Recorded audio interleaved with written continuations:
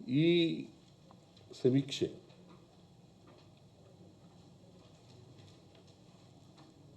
ಮಧುಸೂದನ್ ನಾಯ್ಕ ಅವರ ಅಧ್ಯಕ್ಷತೆಯಲ್ಲಿ ಇರ್ತಕ್ಕಂಥ ಹಿಂದುಳಿದ ಆಯೋಗ ಇವರು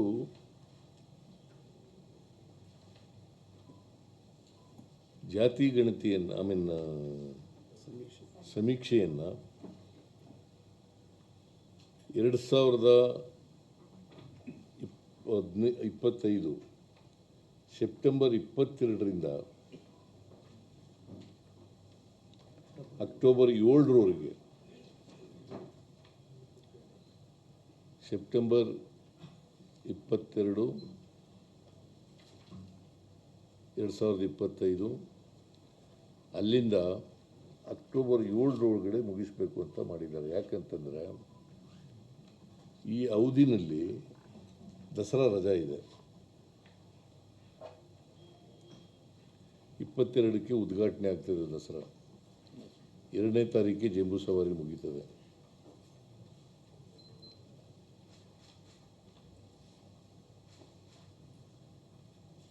ಟೀಚರ್ಸ್ಗಳನ್ನ ನಾವು ಉಪಯೋಗಿಸ್ಕೊಂಡು ಸರ್ವೆಗೆ ಅವ್ರಿಗೆ ಜವಾಬ್ದಾರಿಯನ್ನು ಕೊಡಬೇಕು. ರಜಾ ಇರೋದ್ರಿಂದ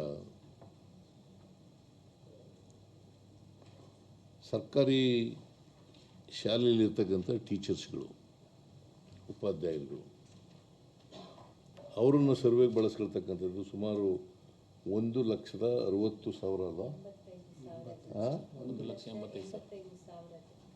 1,75,000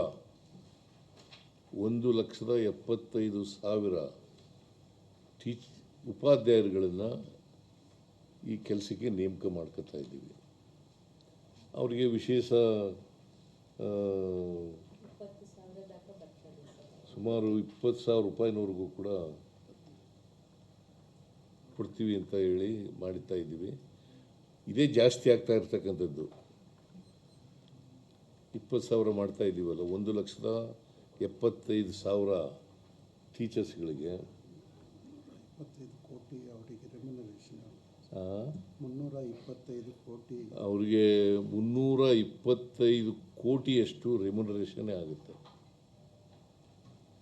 325 ಕೋಟಿ. ಅದಕ್ಕೆ ಈಗ ನಾವು ತಾತ್ಕಾಲಿಕವಾಗಿ 348 ಅಲ್ಲ, 420 ಕೋಟಿ ನಾವು ಸಾಲದೆ ಹೋದರೆ ಮತ್ತೆ ಕೊಡ್ತೀವಿ.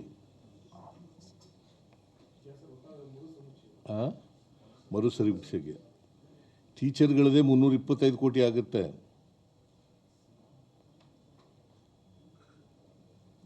ನಾವು ಇದರಲ್ಲಿ ಹಿಂದೆ ಕಾಂತರಾಜ್ ವರದಿ ತಯಾರು ಮಾಡಿದಾಗ 165 ಕೋಟಿ ಆಗಿತ್ತು.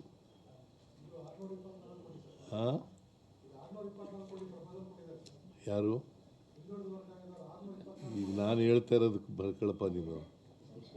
ಅವ್ರು ಕೊಟ್ಟಷ್ಟೆಲ್ಲ ಬರೀ ಕೊಡೋಕ್ಕಾಗಲ್ಲ. ಈಗ 400 ಚಿಲ್ಲರೆ ಕೊಟ್ಟಿದ್ದೀವಿ, ಇನ್ನು ಉಳಿದ್ರೆ ಇನ್ನೂ ಬೇಕಾದರೆ ಕೊಡ್ತೀವಿ.